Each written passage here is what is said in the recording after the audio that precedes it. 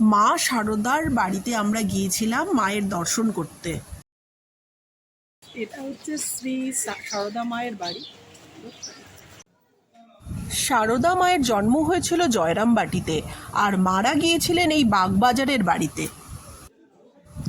মায়ের অনেক বাণী আছে, তার মধ্যে যেটা আমার খুব ভালো লাগে সেটা হলো, তিনি বলেছিলেন যখন দুঃখ পাবে, আঘাত পাবে, বিফলতা আসবে, তখন নিশ্চিত জেনো আমি তোমাদের সঙ্গে আছি, ভয় পেও না। বাগবাজারের বাড়িতে বিকেলে ভোগ দেওয়া হয়। মায়ের যেখানে পুজো হয় সেখানে ভিডিও তোলা অ্যালাও না, তাই আমাদের তোলা হয়নি ভিডিও। মায়ের বাড়িতে পুজো দেওয়ার টাইম হলো সকাল 6টা থেকে 11টা পর্যন্ত, আর 4টে থেকে 8টা পর্যন্ত।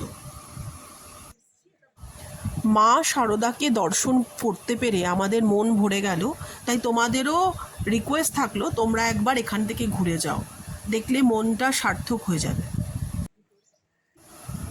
মায়ের বাড়ির ভিতর ঢুকে সিঁড়ি দিয়ে ওপরে উঠে ওখানে বসার ব্যবস্থা আছে, সেখানে বসে অনেকক্ষণ আমরা বসে থাকলাম, আমাদের খুব ভালো লাগলো।